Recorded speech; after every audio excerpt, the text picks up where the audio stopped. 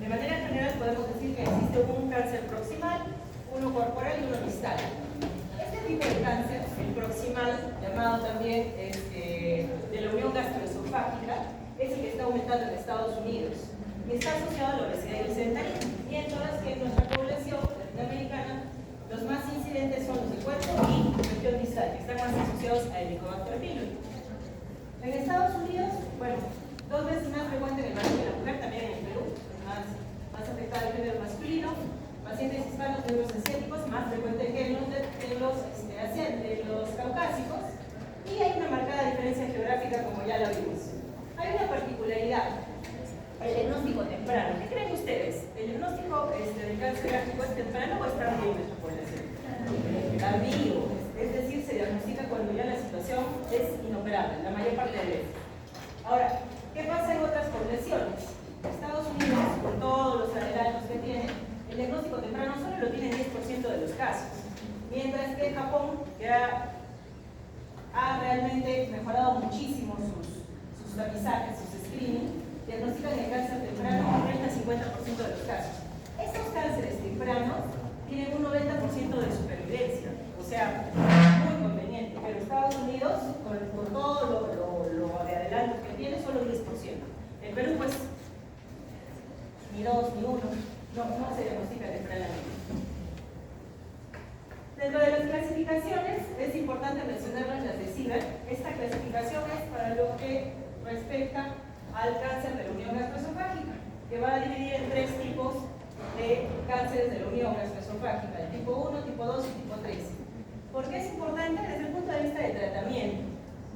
Porque los cánceres que son de la unión gastroesofágica tipo 3, que se encuentran a 2 centímetros por debajo de la verdadera unión esófago-gástrica, se consideran gástricos y se tratan como cáncer gástrico.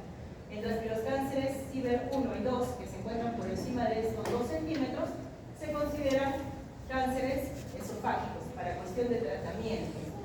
Eso hay que tenerlo en cuenta de todas maneras. Ahora, si es una lesión grande que ocupa todo, tanto CIBER 1, 2 y 3, diremos que hay que tener en cuenta el epicentro del tumor, ¿dónde se inició? Si el tumor se inició por debajo de los 2 centímetros, a pesar de que llegue hasta el esófago, se le considera un cáncer gástrico para cuestión de tratamiento. Bueno, anatómicamente, los cánceres de la región proximal van a afectar más hilo hepático, hilo esplénico, cola, cuerpo de páncreas, mientras que los cánceres de la región distal van a afectar colon transverso, sobre todo cabeza de páncreas, y eso va a definir también el tipo de cirugía que se va a aplicar.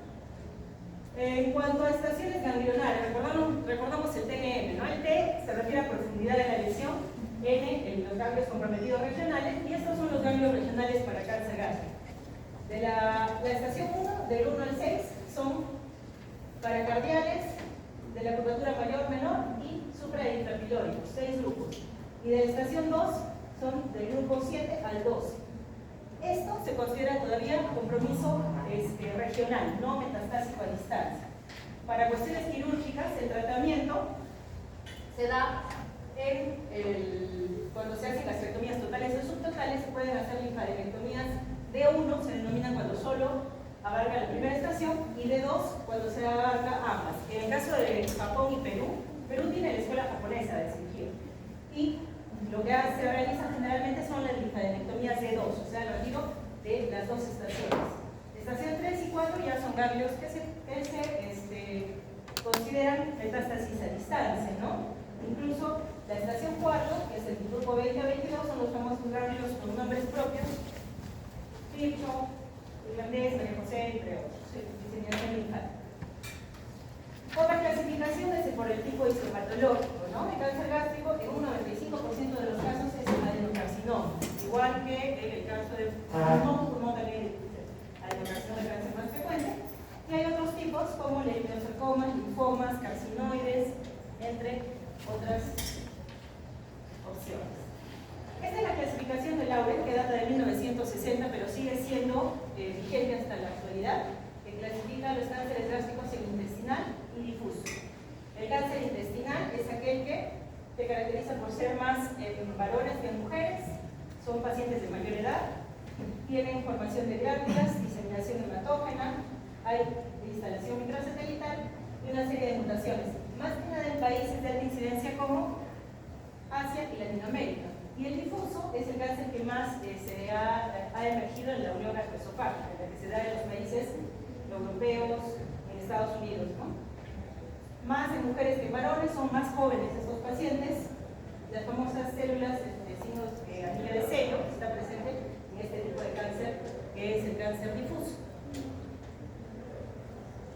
Si hacemos un paralelo entre la clasificación de Laurent del 65 y de la Organización Mundial de la Salud de 2010, que sigue siendo vigente hasta la actualidad, el tipo intestinal, que es el de pacientes de mayor edad, corresponde a los tipos papilar, tubular y mucinoso. Cuando lean ustedes una patología, muy frecuentemente van a ver adenocarcinoma, tipo tubular, papilar o mucinoso. Este es el más frecuente.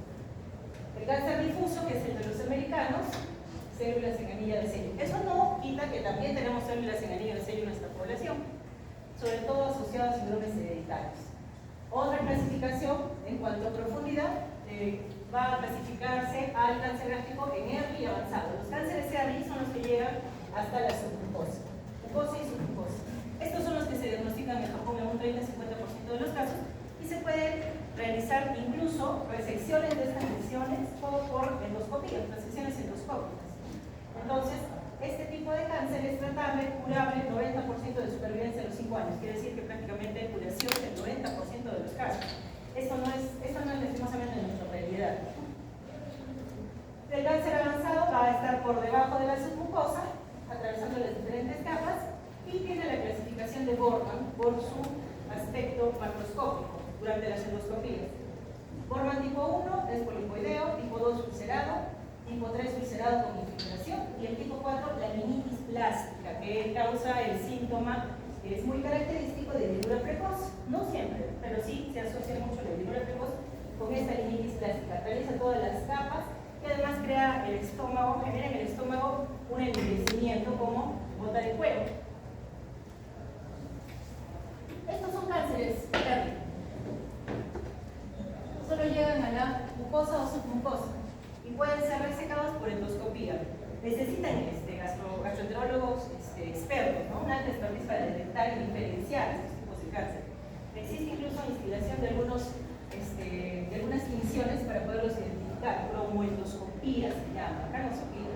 Pero estas lesiones tienen, si se resecan en su totalidad, ya sea por endoscopía o por cirugía, retirar parte del estómago, tienen una curación del 90% de los casos. Estos son ya avanzados, desesperantes. En cuanto a factores biológicos, factores de riesgo, los factores genéticos siempre están implicados, ¿no? Dentro de ellos, factores familiares. Un familiar con un cáncer gástrico de primer grado nos hace aumentar considerablemente el riesgo de nuestro paciente. Por lo que, si un paciente ha tenido un familiar de primer grado con cáncer gástrico, sobre todo en menos de los 50 años, debe hacerse endoscopías anuales de preferencia, anuales o cada 2 años. Esto es importante, ¿no? Acuérdense, familiar, papá tuvo cáncer gástrico, el hijo debe hacerse sus endoscopías cada año o cada 2 años a partir de los 40 de preferencia. También hay mutaciones reconocidas, pero 1% o 3%, menos que en cáncer de colon. En cáncer de colon hay muchas más mutaciones y síndromes genéticos hereditarios reconocidos. Cáncer gástrico asociado a, mutaciones específicas. El difuso hereditario, mutación de la caderina, también está síndrome de Lynch, de colon no polipósico, con la mutación de los famosos MISH-RP, ambos autosómicos dominantes.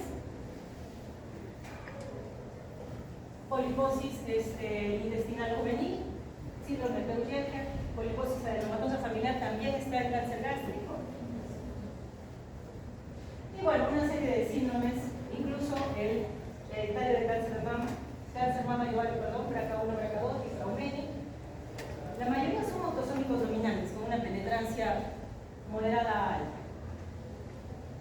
Factores de riesgo en cuanto a dieta y actividad física. El famoso Helicobacter pylori, ¿no? 70% de los peruanos tenemos Helicobacter pylori, 40% de los estadounidenses. La ubicación está más asociada a los cánceres no cardiales, es decir, cuerpo y colon. La erradicación, ¿qué creen ustedes? ¿La erradicación mejorará el pronóstico de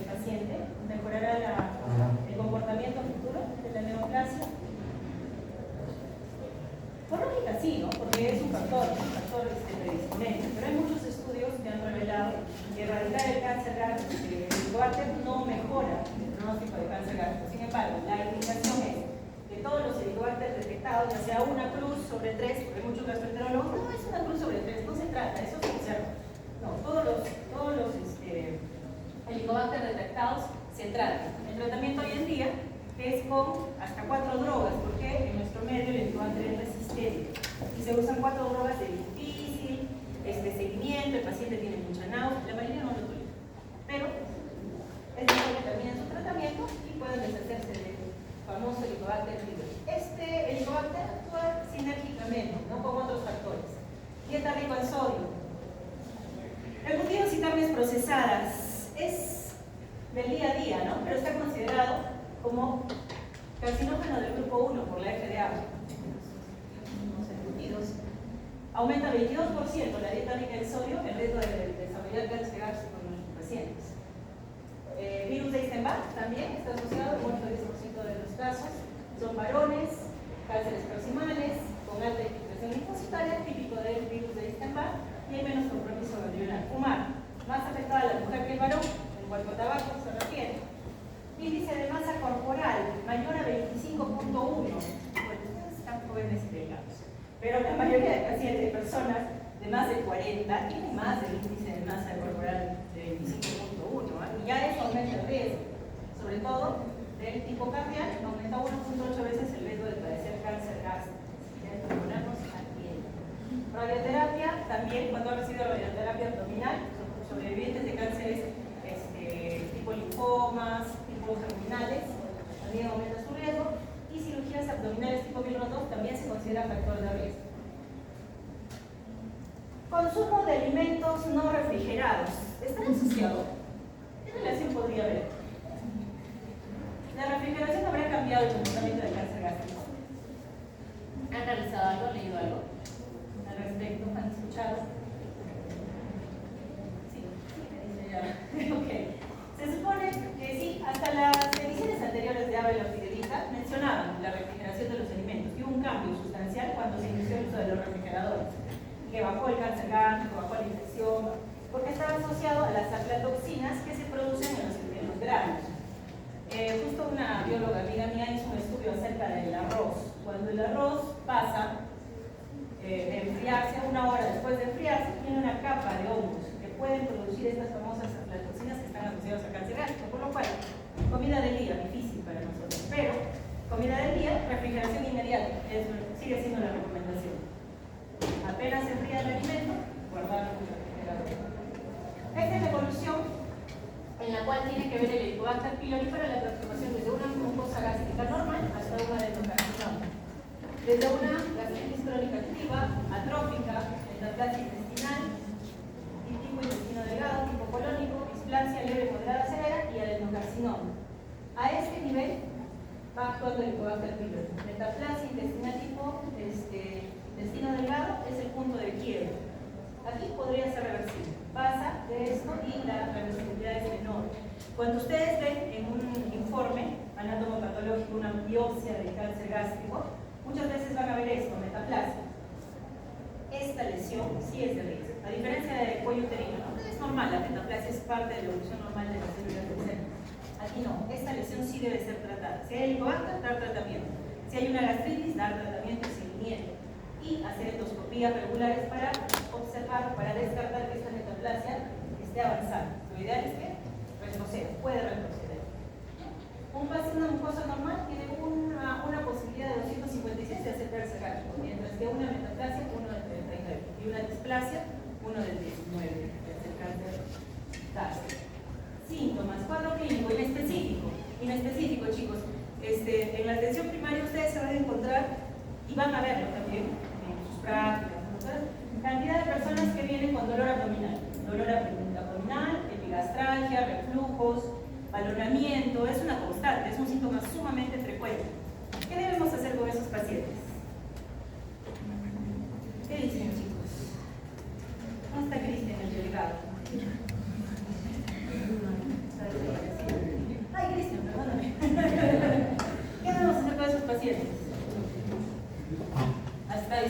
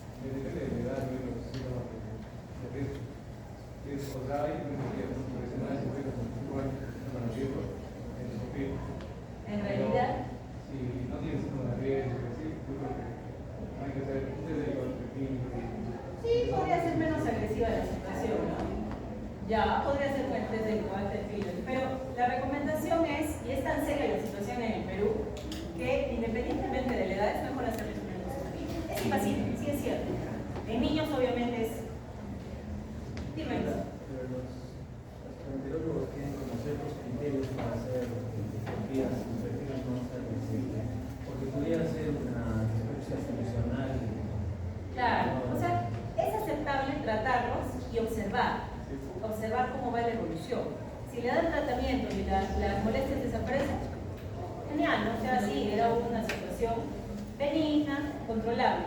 Pero lo que pasa en nuestro medio es que muchos pacientes no van a la ginecóloga. Van al médico general, al médico de atención primaria, ustedes se los van a encontrar, por ejemplo, en su atención durante su serum, se van a encontrar pacientes con epilepsia astral, les dan su tratamiento, su omeprazol, inhibidores de la bomba, ranitidina, y el paciente continúa, cambio de dieta y el paciente continúa. Entonces, ¿cuál es la medida ahí? Hacer sí es hacer endoscopía, porque la posibilidad de que haya un Helicobacter pylori es altísima, 70%. ¿No? Es alta, o sea, alta la proporción de infecciones por el Helicobacter pylori en nuestro medio. Y he tenido pacientes toda la vida, balonamiento, distersia, disconfort, toda la vida he sufrido de esto. Esto es algo común en mí. Pueden hacerse su endoscopía. Se hace la endoscopía, sale el Helicobacter, se trata el Helicobacter y viene agradecido, con la esposa más agradecida. Ya no tengo turbulencia, ya no tengo ninguna molestia, feliz. O sea, el Helicobacter da muchos síntomas inespecíficos y de todas maneras el tratamiento nos ahorra el riesgo a futuro. Malestar abdominal, dolor epigástrico, plenitud, fatiga, debilidad, anemia sin sangrados evidentes. Ojo, siempre tener cuidado con la anemia. Encontrar la causa, enviarlo al hematólogo. Si la anemia es crónica, si la anemia no podemos encontrar el origen, es mejor mandarlo al hematólogo para que le haga un seguimiento completo. Náuseas, vómitos, disfagia, cefalocalacia, saciedad temprana asociada a limpitis plástica, como les mencioné. Más abdominal cuando ya la situación está sumamente avanzada, ya cuando hay metástasis a distancia, los ganglios mencionados. También melenas, una situación ya con sangrado evidente. Las melenas son muy típicas, son heces pastosas, negras, muy fétidas, son características, es difícil que se equivoquen con una melena. Y así dice oclusión intestinal cuando la situación ya pues está sumamente avanzada. Y aquí surge un término llamado tumor de Krukenberg. ¿Han escuchado el tumor de Krukenberg? ¿Alguna vez? ¿Qué es el tumor de Krukenberg?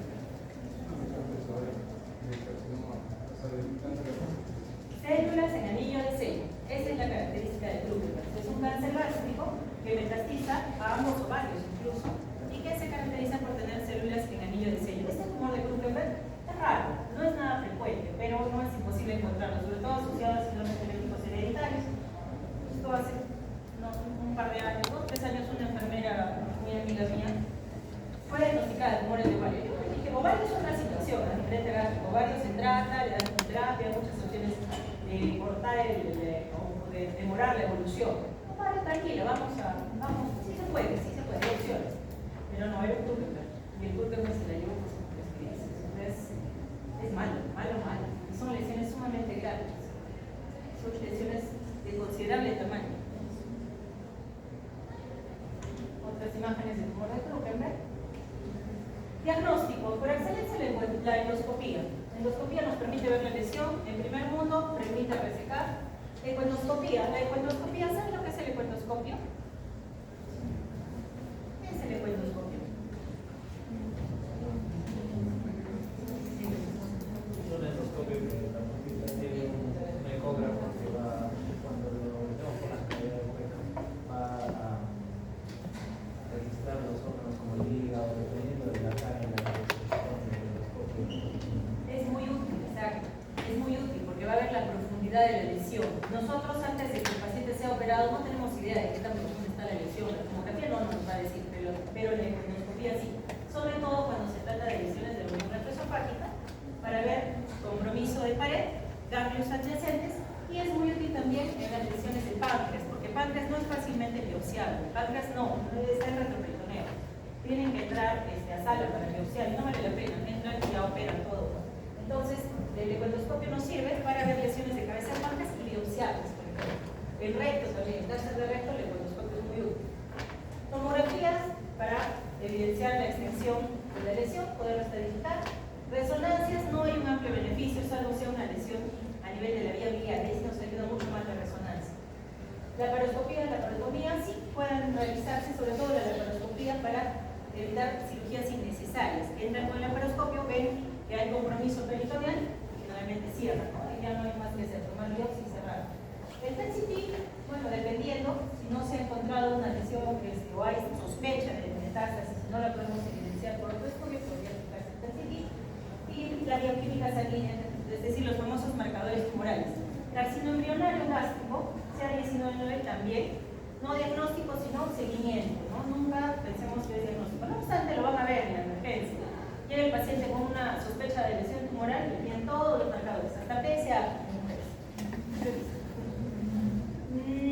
Yo les recomiendo no pedir todos los marcadores. Si estoy pensando en un gastrointestinal, bueno, si hay 19 meses, si estoy pensando en un hepático, alta retroproteína, pero no pidan todos de tanto, no es recomendable. Muy bien. Bueno, diferentes imágenes, por ejemplo, acá tenemos una lesión gástrica, captadora de contraste, un engrosamiento de pared sumamente evidente, a diferencia de esta zona de la pared, múltiples metástasis. Y la tomografía permite ver pared gástrica, ya sospechar, ¿no? Y la endoscopía nos permite ver profundidad de la lesión, la laparoscopía y el PET-CT, las lesiones hipermetabólicas sospechosas. En cuanto al perfil molecular, hay una clasificación molecular del cáncer gástrico. Inestabilidad cromosómica, tiene inestabilidad, bueno, las mutaciones habituales producidas por epigenética. La inestabilidad microsatélite es la asociada a la alteración de los MISH-MAPP, los estables genómicamente y los asociados a virus de Epstein-Barr. En realidad no nos sirve mucho esta clasificación, la mencionan en los textos, pero no es tan útil al momento de dar el tratamiento. Bueno, estos son los MISH-MAPP. ¿Se acuerdan que hablábamos? Hemos comentado de los MISH-MAPP, no. Los MISH-MAPP, existen zonas del ADN llamadas microsatélites. Estos microsatélites son como zonas de ADN, pequeñas zonas repetidas, que tienen tendencia al daño y son reparadas por los MISH-MAPP, son proteínas que reparan la doble hélice. Si en algún momento hay mutaciones de estas moléculas, como en el síndrome de Lynch, no va a haber reparación y el cáncer se va a deber a una inestabilidad microsatélite o alteración de la reparación del ADN. Eso puede ser genético, hereditario, como el síndrome de Lynch, o también puede ser epigenético. Si un cáncer se produce por alteración de los MISH-MAPP de forma epigenética, es más agresivo. Y ahí responde más que nada a terapia inmunológica. No es de utilidad ahí la quimioterapia, no sé si no responden adecuadamente. Tratamiento inmunológico también puede ser para estas lesiones de inestabilidad microsatélite, si se demuestra que están expresadas. Recordamos que el antígeno tumoral también es reconocido por linfocitos T, produce una serie de respuestas inmunológicas y la característica de la célula tumoral muy lista es que frena la respuesta inmunológica, de modo que puede pasar desapercibida para el sistema inmunológico. El tratamiento para este tipo de neoplasias que demuestran una alta proporción de ligandos y receptores de freno es bloquearlos. Si bloqueamos el freno, el ligando y el receptor de freno del sistema inmunológico, el sistema inmunológico seguirá produciendo su respuesta y por lo tanto podrá atacar a la célula tumoral. Este es el principio de la inmunoterapia. Y el cáncer, pues, es un boom de inmunoterapia. Menos efectos adversos, mejores respuestas. Cánceres que no respondían a otro tipo de tratamiento responden a la inmunoterapia. Entonces, inestabilidad microsatélite, que también está en el cáncer gástrico, el cáncer de colon, también pueden ser susceptibles a este tipo de tratamiento. Bueno, cuando hay sobreexpresión de algunas moléculas, por ejemplo, fuera de esta clasificación, si se demuestra la sobreexpresión de HER2, el tratamiento es bloqueo del HER2. En el HER2, chicos, no lo mencionamos en cáncer gástrico, perdón, de mama. ¿Qué es el HER2? Un factor de crecimiento. Es un oncogénico. Ya. ¿Pero qué es? Es parte del eje FER, es el segundo dominio del eje FER. Ya. Y cuando el cáncer de mama y el cáncer gástrico, que también hay una alta sobreexpresión de esta molécula, van a responder a moléculas que lo bloquean, como por ejemplo el famoso trastuzumab. Y también ya están las guías la proteína claudina 18. Está asociada a la alteración de la transcripción, de la adhesión célula-célula, y el tratamiento también puede estar dirigido a este tipo de moléculas si se comprueba su alteración. Claudina 18. La estratificación, ya mencionamos, es de T, se refiere a profundidad de la lesión. N, ya sabemos cuáles son los ganglios regionales, depende de la cantidad de ganglios comprometidos. Y M, la metástasis a distancia. La estratificación, tanto clínica como patológica, la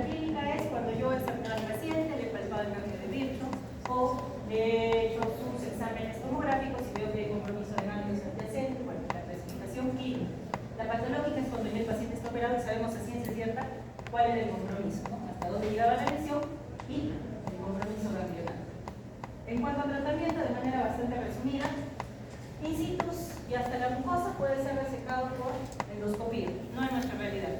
Esto está en la guía, pero en nuestra realidad no es correcto, vamos aquí. Cirugías subtotales o totales, dependiendo de la ubicación, los que llegan hasta la submucosa, cirugía y luego adjuvancia. Los que llegan a la muscular o con grandes positivos, se prefiere una neoadjuvancia, reducir la lesión para poderlo operar, y luego va a un tratamiento adjuvante, cuando la lesión es irresecable o más de 2 ganglios positivos, quimioterapia definitiva puede ser una opción, ¿no? Se unen los dos tipos de tratamiento. Y en el caso de ya una lesión metastásica, cuando no son de ninguna manera candidatos a cirugía, por cuestiones personales, incluso un paciente que no va a tolerar una cirugía, tratamiento sistémico de preferencia haciendo una batería de estudio molecular. En nuestro medio, no. Sí se hace el G2, sí. PDL1 también, Claudina, Retra, difícil conseguir. G2 sí se hace. PDL1 también para el tratamiento con inmunoterapia y con trastuzumab. Las drogas quimioterápicas más usadas para tracto gastrointestinal en general, por supuesto, cáncer gástrico, 5-fluoruracilo, platinos, oxaliplatina, cisplatina, y dentro de los taxanos, la droga usada es el docetaxel, el famoso DCF, Polfox, Polfiri, también se puede utilizar. En cuanto al tratamiento quirúrgico, si la opción es quirúrgica, tiene que ser evaluado por el cirujano oncólogo de todas maneras, ¿no? Pueden ser resecciones parciales con reconstrucciones o pueden ser cirugías totales. Retirar completamente el estómago, sobre todo cuando la lesión es extensa, la meningitis plástica localizada. Cirugías totales, cometo, incluso colo, vaso, pero sobreviven. Con una calidad de vida no muy adecuada, pero sí el paciente puede tolerar este tipo de cirugía amplia, mucho recurrente, la verdad. El gástrico es malo, es un cáncer que no da oportunidad, mucha oportunidad. Estadio clínico 1, mucosa, submucosa, 90% de supervivencia. Estadio clínico 4, menos del 10%, siendo optimista. ¿Preguntas, dudas acerca de cáncer gástrico? ¿No?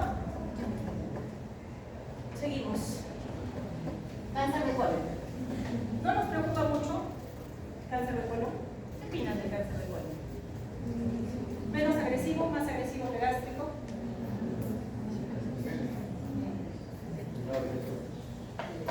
El derecho es malo, el cáncer gástrico, el cáncer de colon ya está siendo prácticamente dividido en 2 cánceres diferentes, ¿no? ¿Qué pasa con el transverso? Se considera izquierdo. Muy bien. Cuarta causa de cáncer, quinta causa de mortalidad a nivel mundial. Los países más afectados por cáncer de colon.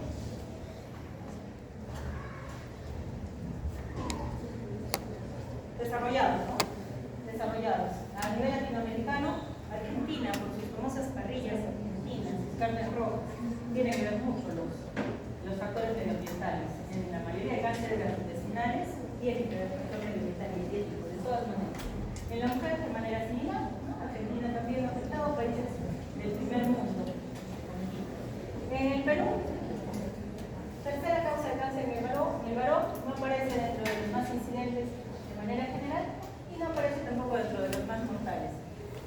Cáncer de colon es frecuente, pero da oportunidad de tratamiento y es operable, es un cáncer operable por excelencia. O sea, incluso estando metastásico, si hay oligometástasis, se puede operar tanto el primario como la metástasis.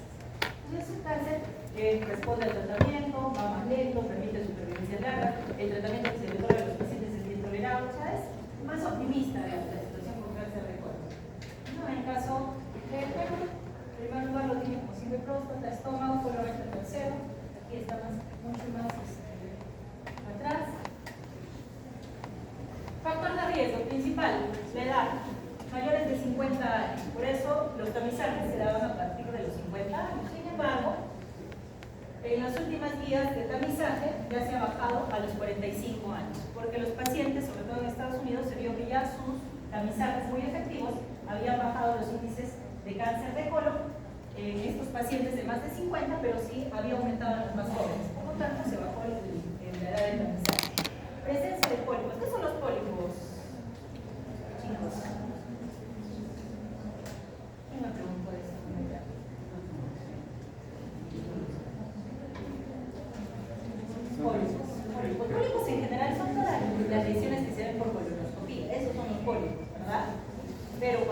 nos damos a patología, el diagnóstico puede ser un adenoma, un pólipo hiperplásico, entre otros. Pero el pólipo es lo que yo veo, hay un pólipo, una lesión polipoidea, que se hace que debe ser resecada. ¿Los pólipos evolucionan a cáncer? ¿No evolucionan a cáncer?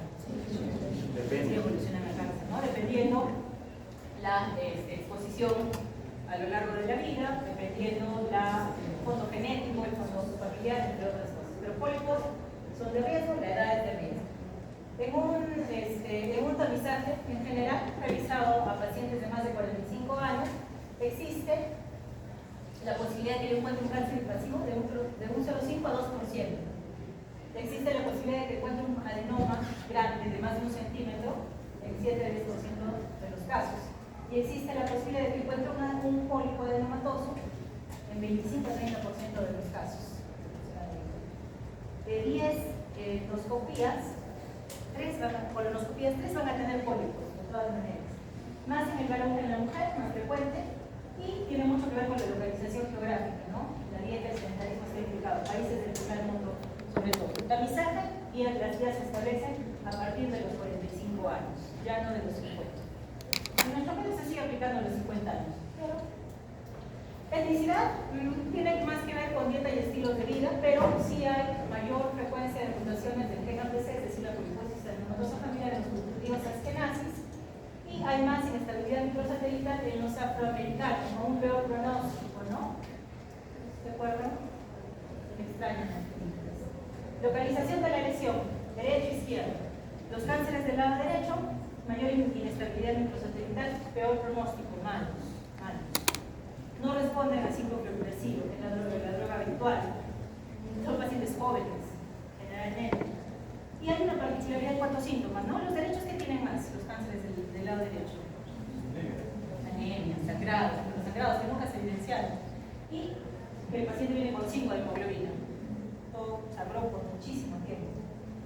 Cánceres del lado izquierdo, más inestabilidad cromosómica, que es la habitual por epigenética, por cambios epigenéticos. Incluso ya se está hablando de cánceres del colon del lado derecho, izquierdo, perdón, transversos por si era derecho. Factores familiares, cuentan, sí cuentan, es importante. Pacientes que tienen un familiar de primer grado o 2 familiares de primer a segundo grado que han desarrollado un cáncer a los menos de 60 años o que tienen adenomas de riesgo o polimorfismo, aumentan considerablemente el riesgo de pacientes. La herencia sí cuenta, los síndromes genéticos hereditarios, pero también hay una exposición medioambiental que comparten las familias, también tiene que ver. Si hablamos de exposiciones medioambientales, hay un cuadro resumen en Levita, bien interesante, donde colocan los factores que pueden ser aumentar el riesgo y los que pueden disminuir. Aumentan el riesgo, la dieta rica en calorías, consumo de grasa y de carne roja, definitivamente. Algunos estudios hablan del tipo de cocción de la carne, qué tan cocida está, es más riesgosa la carne muy cocida, ¿no? Muy cocida, prefieren las carnes medio crudas como social.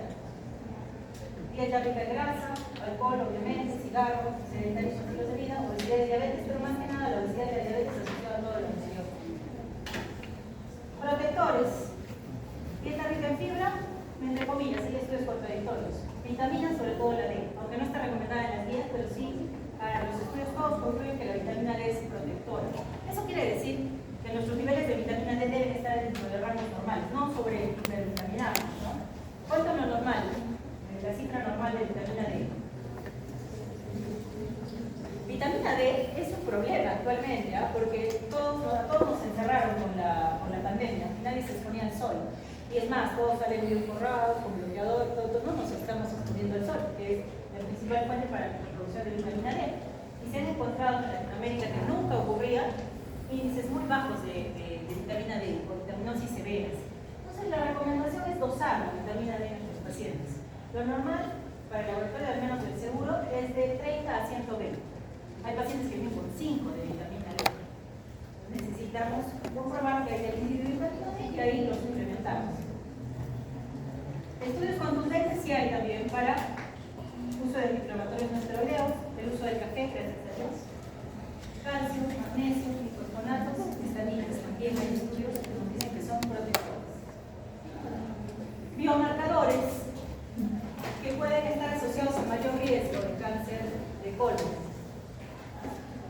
biomarcadores inflamatorios. ¿Por qué? ¿Por qué los biomarcadores inflamatorios pueden estar asociados a mayor riesgo de cáncer en el cáncer de colon? PCR, leptina, péptido C, todos son marcadores inflamatorios. Si están más elevados estos marcadores, puede haber un proceso inflamatorio crónico. Dentro de esto tenemos a la colitis ulcerativa, la enfermedad de Crohn, el síndrome de intestino irritable. Sí hay asociación de cáncer de colon con procesos inflamatorios crónicos. Por eso los biomarcadores tienen cierta relevancia. Estudios un tanto escasos, pero sí que hablan del PBH y sus diferentes proteínas asociadas también a aumento de la carcinogénesis y cáncer de colon. No estaba PBH asociado a cáncer de colon, pero en las últimas publicaciones sí lo colocan con signos de interrogación, pero algo se está encontrando. Y diferentes cepas de E. coli también pueden estar asociadas. Síndromes genéticos hereditarios, poliposis, síndrome de Lynch, de Oyege, poliposis eritematosa juvenil, síndrome de Cowden, múltiples, son bastantes síndromes hereditarios. Tendríamos que dedicarnos una clase entera a ellos, sobre se los menciono, bueno, que tenemos en mente. Otras causas, historia familiar de pólipos adenomatosos, familiares con menos de 50 años con cáncer de colon, causas no familiares, ya causas personales, ¿no? Adenomas con pólipos adenomatosos en el paciente, una historia colorectal previa, exposición a radiación. Este es un cuadro del resumen de todo lo que hemos estado conversando. Poliposis adenomatosa familiar. Todo el colon puede estar lleno de pólipos, todo el colon. Y por eso, la poliposis adenomatosa familiar, con su mutación del gen APC, tiene un riesgo de desarrollo de cáncer de colon del 100%.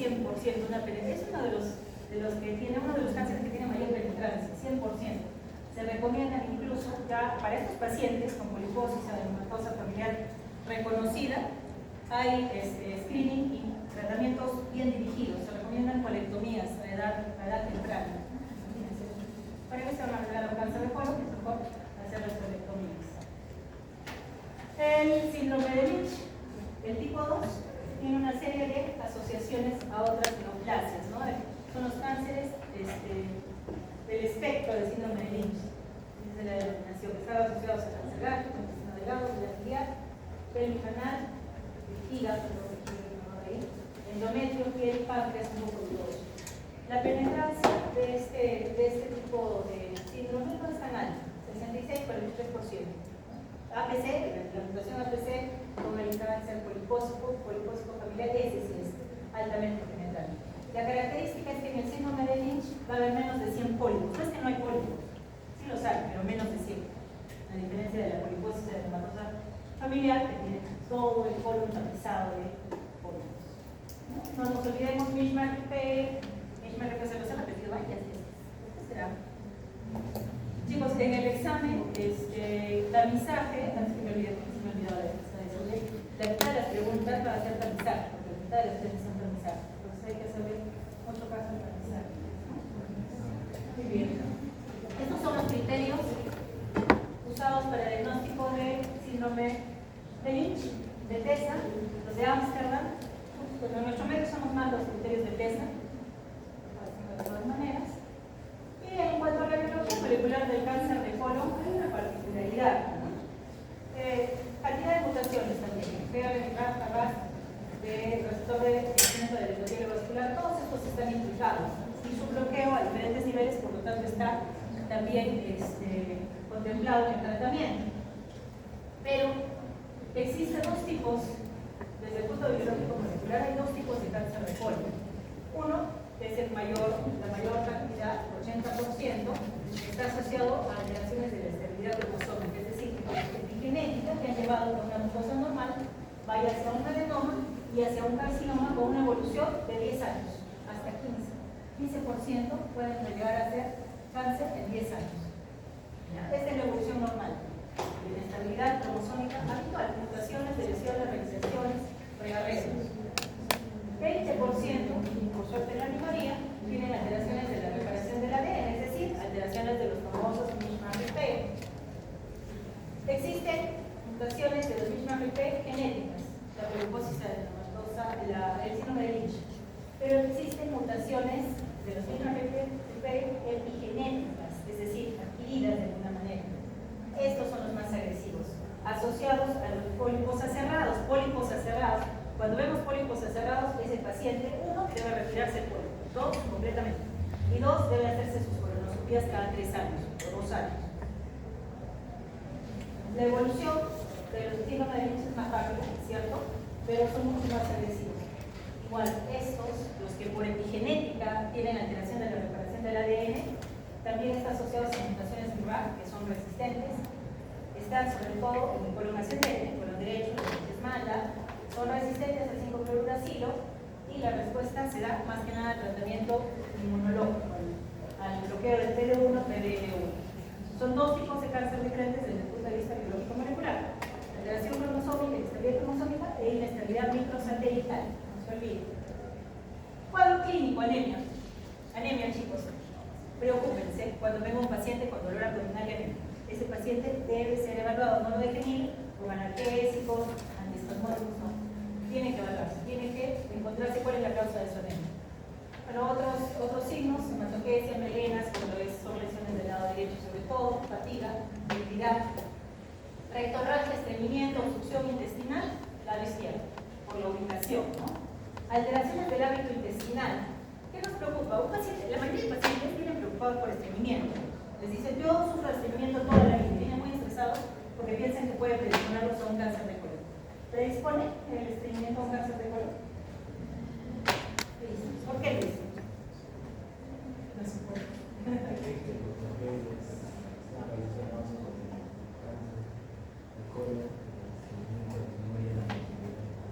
Sí, puede haber cierta relación, sí, pero bueno, lo que se reconoce es que si el paciente viene con estreñimiento, no hay que asustarlo, o sea, puede ser un estreñimiento nuestro medio por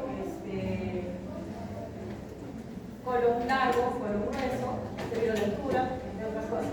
Me preocupa más la diarrea crónica, porque nos habla de procesos inflamatorios de larga data que están más asociados al desarrollo del cáncer de colon. El estreñimiento, no obstante, abrupto de un momento a otro, del adelgazamiento de las heces, eso ya es mucho más preocupante, debe ir a colonoscopía o psicoendoscopía. Ya en una situación más avanzada, hepatomegalia, por el cáncer de colon por excelencia, se va a hígado, hematógeno, cáncer de recto no, cáncer de recto va primero a pulmones y luego a hígado, ictericia, diferentes signos pulmonares cuando ya hay metástasis de pulmones, sobre todo el cáncer de recto va a pulmones, y otras complicaciones, hemorragias importantes que comprometen al paciente, también hemos el paciente con una hemorragia muy intensa, obstrucciones o perforaciones. Muchos pacientes vienen a la consulta o por hecho a la emergencia ya con cuadros obstructivos hemorrágicos o perforaciones, tienen que ser operados de urgencia, sin planificación previa. Y no son cirugías óptimas porque quien los puede operar en esa situación son los cirujanos generales y no los cirujanos oncólogos.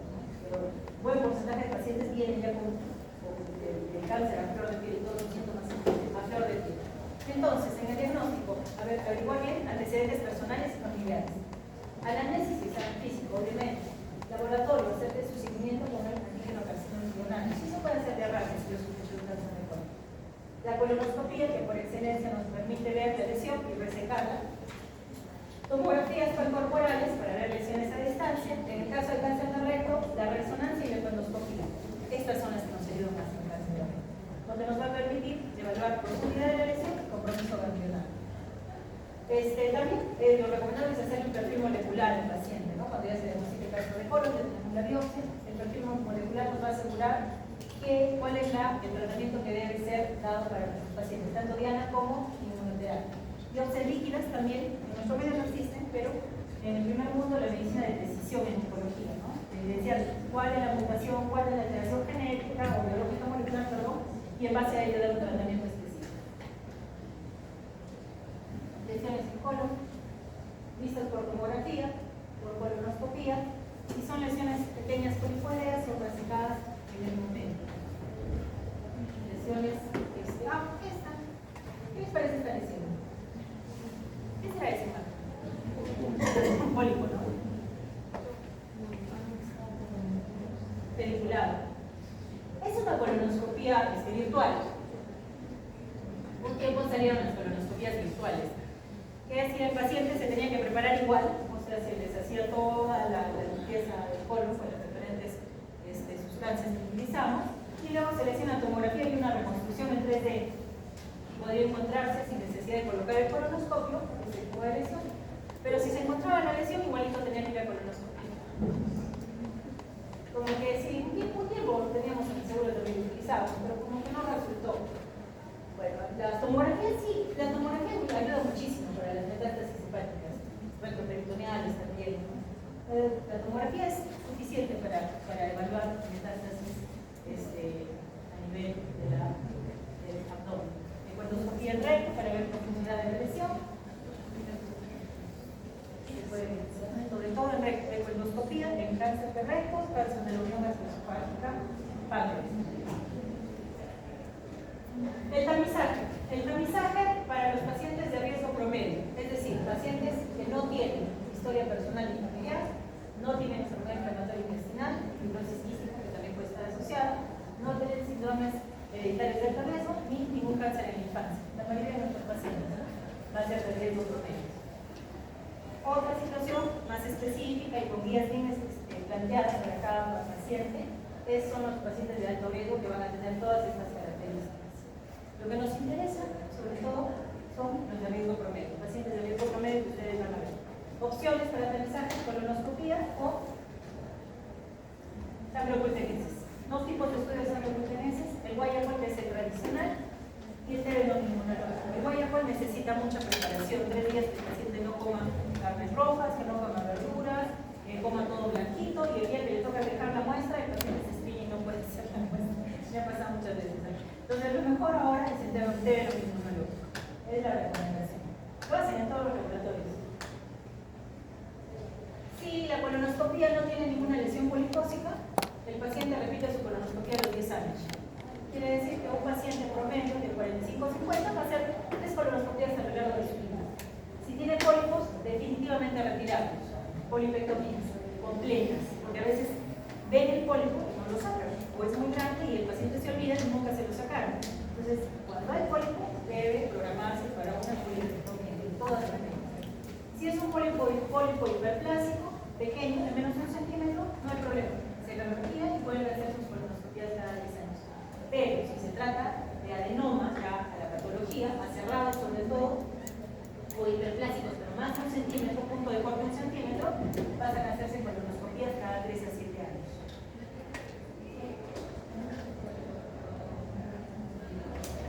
Se le retiran todos, pero si son de menos de 1 centímetro, siguen siendo de 10 años. Sí, sí puede haber, ¿no? Pero si hay muchos pólipos, yo sospecho que puede haber algo más. Entonces es mejor mandarlo a un genética. No tenemos genetistas en el equipo, pero sí sería bueno averiguar bien su historia genética, por ahí puede haber algún antecedente. Es lo que se supone que ya preguntamos previamente. En cuanto al el screening por Guayaquil, negativo o positivo. Si es negativo, repetir cada 1 a 3 años, y si es positivo, igual pasa a colonoscopía, por lo que la colonoscopía sigue siendo el gol estándar para analizar. En cuanto a la estadificación, profundidad, el T va desde un T in situ, un T1 que llega hasta la submucosa, hasta un T4 que ya llega a órganos adyacentes. Compromiso regional de los ganglios o metastásico.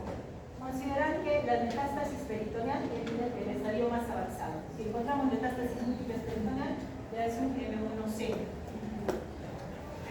De acuerdo a eso, la estadificación. En base a la estadificación, el pronóstico y el tratamiento. El pronóstico es mucho más optimista, ¿no? Estadio clínico 1, 2B, 2A, 2B, hasta el 2C, sobrevidas de más del 70%, a diferencia del cáncer gástrico. Ya un estadio clínico 4, con las situaciones diferentes, salvo se encuentre el perfil molecular adecuado y se trate de manera directa con tratamiento de analítica, el pronóstico mejora de los pacientes. Y el tratamiento, en líneas generales, como siempre, no me puedo explayar mucho en el tratamiento porque es bastante amplio, pero si el cáncer es operable, hasta un T4A incluso, con ganglios peritoneales, debe ser sometido a colectomía sample, sin bloque, con retiro de todos los linfonodos regionales. Mínimo se debe sacar 12 ganglios, mínimo, para decir que es una cirugía óptima. Y luego a adjuvancia. Los no operables T4B, cuando ya están órganos adyacentes que les mencionaba, o tiene nódulos grandes llamados bulky. Las masas bulky son las que miden más de 10 centímetros. Van a una neoadjuvancia, tratar de reducir la lesión y luego la cirugía. Y aquellos que son irresecales o metastásicos, ahí los pulmones todavía pueden ser operados.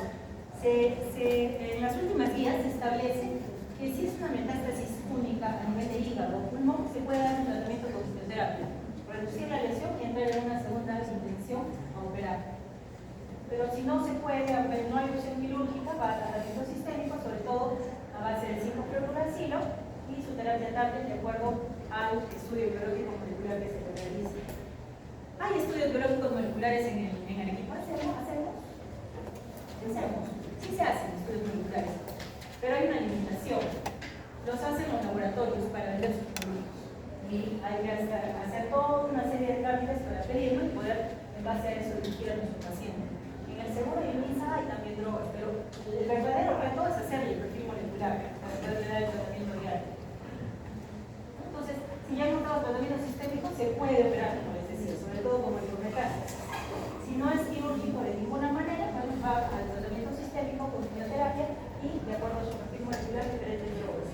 Bevacizumab, cetuximab, adalimumab son bloqueos a nivel de diferentes moléculas extracelulares. ¿Dudas? ¿Cáncer de colon? ¿Dudas? ¿Preguntas, chicos?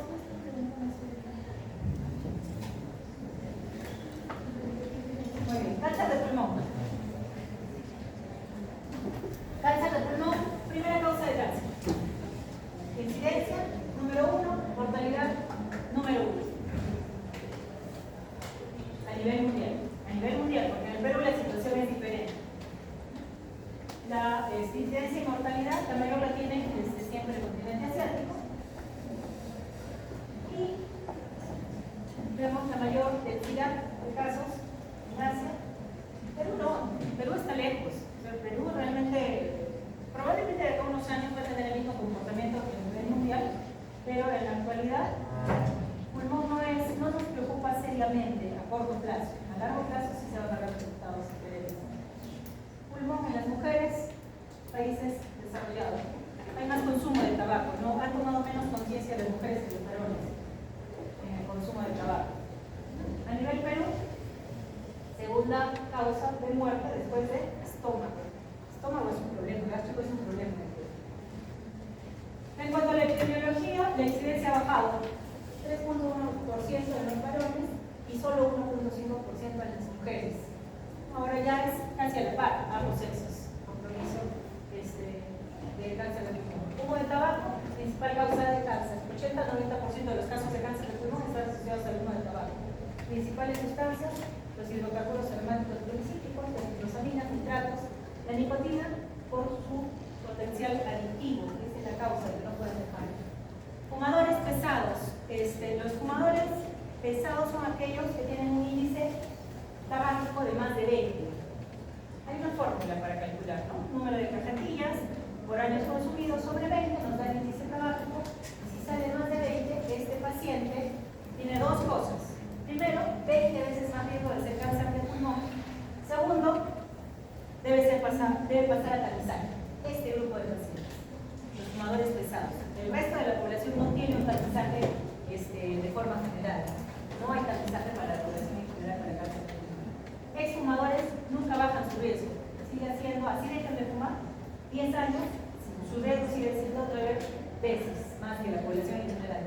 Tabaquismo pasivo, sobre todo en la infancia. Los niños que se han expuesto a los padres fumadores aumentan 3 veces su riesgo, o 17%. ¿Todos los tipos de cáncer de pulmón están asociados al tabaco? Hábelo, Fidelita dice que se podría considerar que todos, pero más que nada, los de células pequeñas y los escamosos. Esos son los dos que sí, sumamente asociados, sobre todo el cáncer de células pequeñas. Adenocarcinoma no, puede ser, es baja su frecuencia de asociación, pero eso dice Levita en el último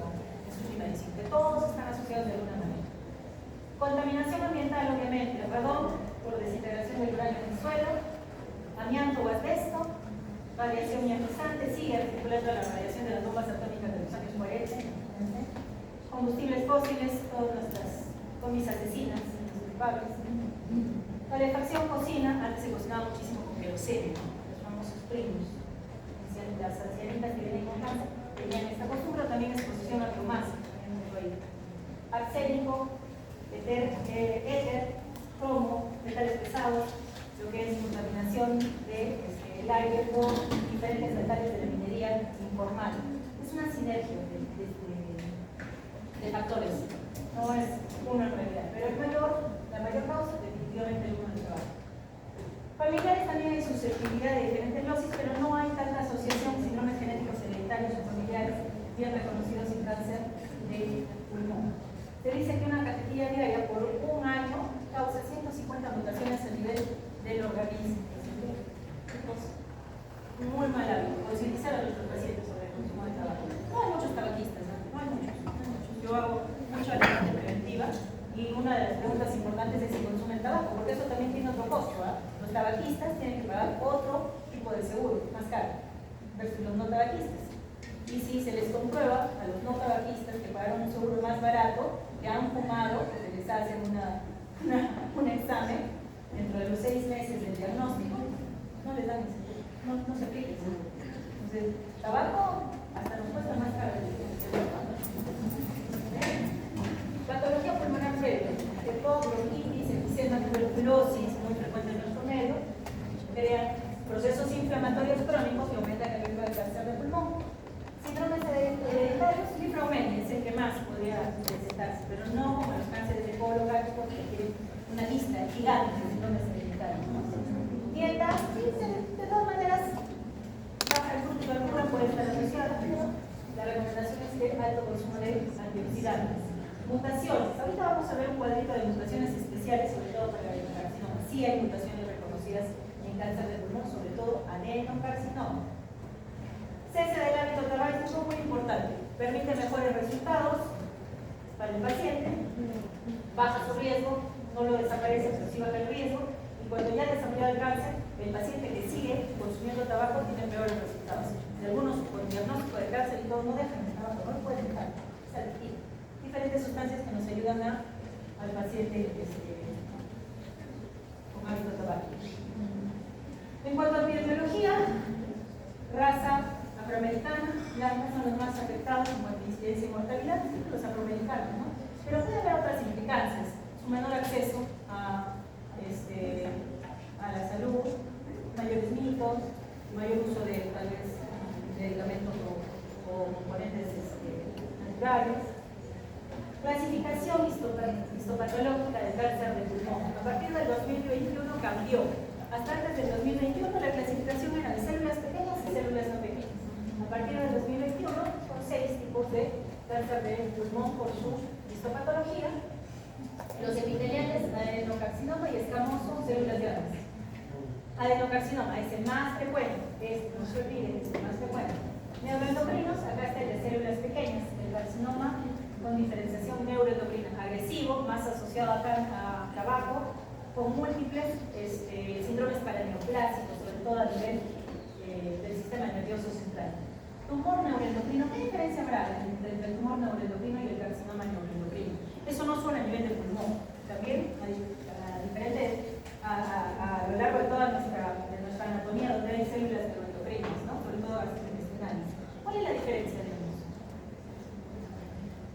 Porque van a escuchar tumor neuroendocrino y van a escuchar carcinoma neuroendocrino. No se les ocurre nada. ¿Qué sospechan respecto a eso? El carcinoma neuroendocrino es completamente desdiferenciado y puede responder al tratamiento con quimioterapia, mientras que el tumor neuroendocrino es bien diferenciado, las células no son tan aberrantes.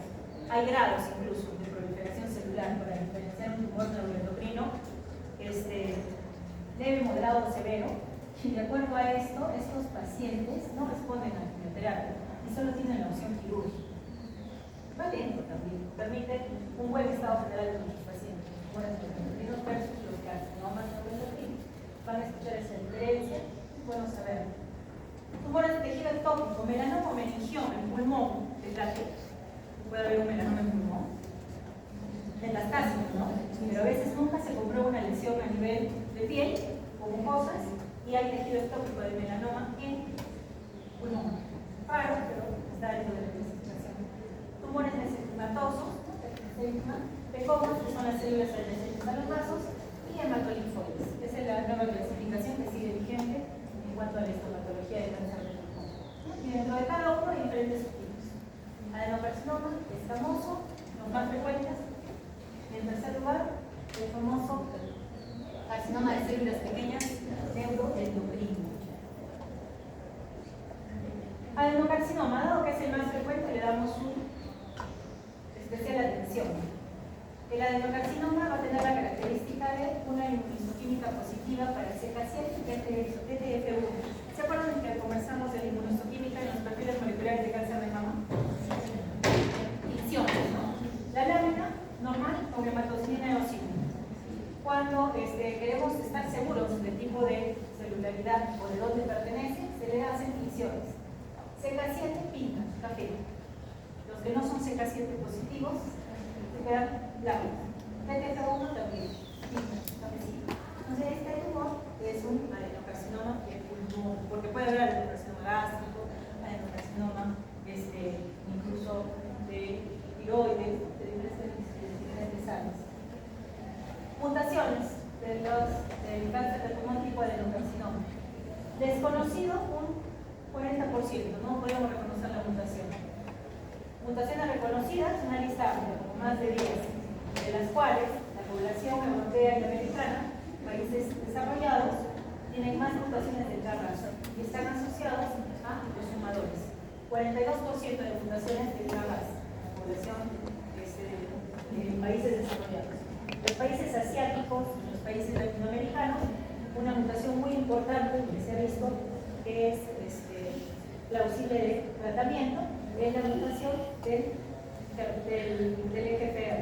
¿No? ¿Está? EGFR, 35% de los asiáticos latinoamericanos, hasta 50% de mutaciones. Entonces, hay posibilidades de tratamiento para nuestros pacientes. En Estados Unidos, sin embargo, la mutación del EGFR es solo del 10%, 12%. Latinoamericanos hasta 50%. Muy conveniente porque bloqueamos el EGFR con diferentes drogas y el cáncer se controla. Ha cambiado el comportamiento del cáncer de pulmón. Antes un cáncer de pulmón metastásico era una condena de muerte prácticamente porque 8 meses vivía sin tratamiento, 12 meses con tratamiento, pero ahora con los bloqueos específicos de las mutaciones reconocidas hay casos incluso de curación, sobrevida hace 4 años o curación. Y pacientes jóvenes, mujeres no fumadoras, alta posibilidad de que ese adenocarcinoma sea por mutación del EGFR en sus exones 19 y 20. Bueno, estos son un cuadro resumen de las principales mutaciones asociadas a los diferentes cánceres. Las diferentes moléculas que pueden estar mutadas, que pueden recibir tratamiento target en cáncer de pulmón. Cáncer de pulmón es uno de los que más opciones de bloqueo diana tiene. Ahorita vamos a ver, en la parte final hay un cuadrito, resumen, donde están todas las drogas que se pueden usar de acuerdo a la mutación. Es una lista enorme. Cuadro clínico. ¿Cuál es la característica del cáncer de pulmón? La principal síntoma. Paciente que se sobrepone, ¿no? Pacientes fumadores crónicos que tienen su tos de fumador, dicen ellos, pero no. Probablemente hay un componente endobronquial con una neoplasia. Disnea, hemoptisis, que se hace con vasodilatación, puede haber sibilancias localizadas. Si ocultamos a un paciente que hay sibilancias en un solo punto, sin un antecedente de asma o otro antecedente patológico, sospechar de que hay una lesión tumoral. También puede haber neumonías a repetición, ese paciente que acude en diferentes ocasiones a la emergencia con problemas neumónicos o por el fondo puede haber una neoplasia que se está causando de alguna manera estas infecciones. Si hay diseminación intratorácica, tos con mayor razón, disnea, derrame, pleural, dolor por derrame. ¿Cuánto duele el derrame pleural? ¿El derrame pleural duele? ¿Duele el pulmón? El pulmón no duele, ¿verdad?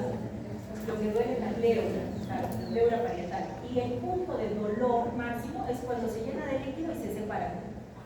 Cuando en el momento en el que se separa, ahí es el dolor que el paciente refiere como punta de costado. Ese es el dolor típico característico. Y cuando ya se separan las pleuras, el dolor baja.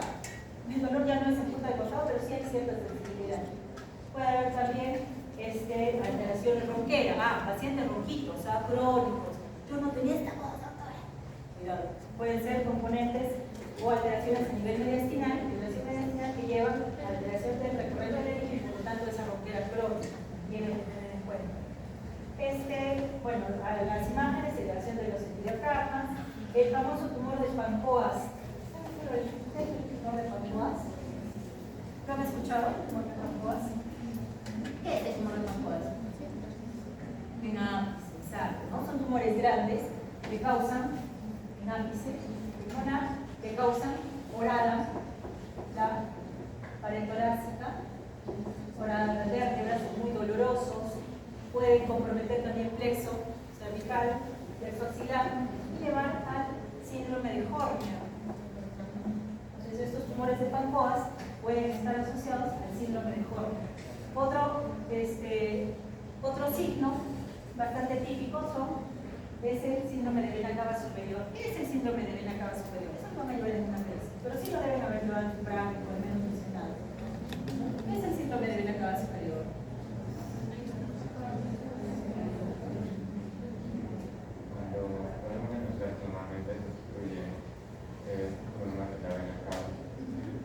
Así de simple. Obstrucción de la vena cava, ectópica con una neoplasia. Ahora, síndrome de vena cava superior, antaño, cuando hablamos de los años 1800, era por sífilis, era infeccioso más que nada. Pero ahora es tumoral. ¿Cuáles son las principales causas de síndrome de vena cava? La vena cava es muy blanda, muy posible que ante cualquier lesión se estreche su luz. Entonces, en la actualidad, primera causa, cáncer de pulmón. Segunda causa, linfomas. Tercera causa, neoplasias germinales. Los cánceres germinales, tanto de testículo como de ovario, van mucho a mediastino. A veces nunca se encuentra el primario a nivel genital y tiene su cáncer germinal en mediastino que causa su síndrome de vena cava superior. Y el paciente tiene esta característica, rubicundo, vena esclavina, falta de aire, dilatación venosa a través de afluentes, tratando de que el retorno venoso se pueda dar. Y el paciente recibe el tratamiento, eso es una urgencia, ¿no? Recibe el tratamiento adecuado, puede ser radioterapia, quimioterapia de urgencia, y el paciente se desinfla. Hemos tenido pacientes que venían así como Popeye, y una vez que reciben el tratamiento, vuelven a la normalidad. Síntomas sugestivos de diseminación sistémica, pérdida de peso y anorexia. Pérdida de peso y anorexia, ojo, es un cáncer avanzado, eso no va a ser un cáncer inicial, ¿no? Fatiga, dolor, linfadenopatías. Las linfadenopatías supraclaviculares se consideran todavía compromiso regional, no son a distancia. Cáncer de pulmón va mediastino y las supraclaviculares. Síndromes paraneoplásicos, más asociados al de células pequeñas, sobre todo los del sistema nervioso central. Síndrome miasténico del lamberito, encefalitis paraneoplásica, no se olviden. Síndromes paraneoplásicos, el de células pequeñas. Hipercalcemia también puede haber, por producción de la misma neoplasia. Tamizaje, entonces, ¿a qué pacientes los tamizamos para cáncer de pulmón? ¿A toda la población en general? No tenemos opciones de tamizaje. De los no fumadores.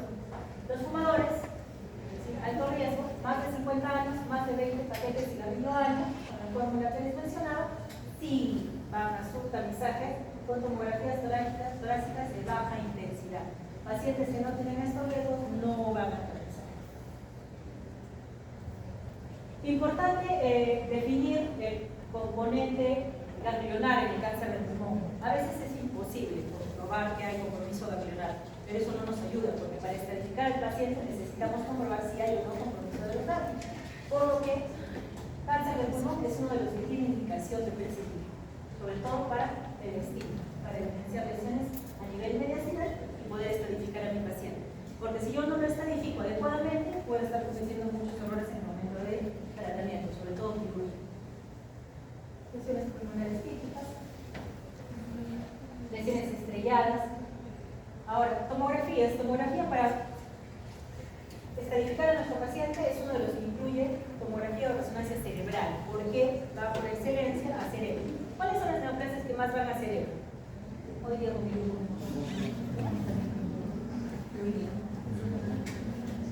¿Qué neoplasias por excelencia van a cerebro? Pulmón, melanoma. Muy bien. Entonces, pulmón y melanoma. En el cáncer de pulmón, de todas maneras pedir imágenes cerebrales, de arranque, de inicio. Y también van mucho a lo que son las suprarrenales. Cáncer de pulmón va a suprarrenales. No sé si se llega a ver, esta es la suprarrenal del lado derecho, como una patita de ganso.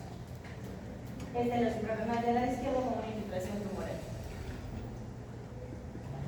Estadificación, como es un órgano sólido, no vamos a estadificar el T por profundidad, sino por tamaño de la lesión. Los T1 hasta 3 centímetros, T2 de 3 a 5, T3 de 5 a 7 y T4 más de 7 centímetros.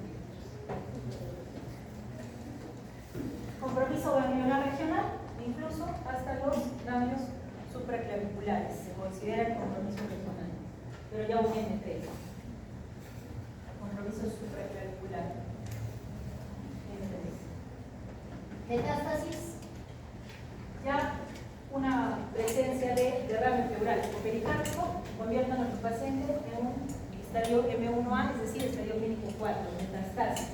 Paciente con derrame pleural, derrame pericárdico, ya es un estadio metastásico 4. Y en base a la estadificación, pues nuevamente el tratamiento. Evaluar, o mejor dicho, dos puntos importantes. Cese de tabaco si es tabaquista. Y correr el perfil molecular desde el estadio clínico 1B que se recomienda.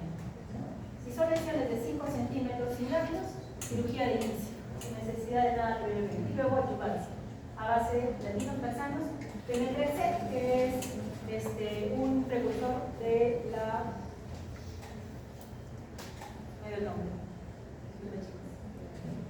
Pero pemetrexed es usado para básicamente adenocarcinomas, laminostarzanos para los escamosos, pemetrexed para los adenosos.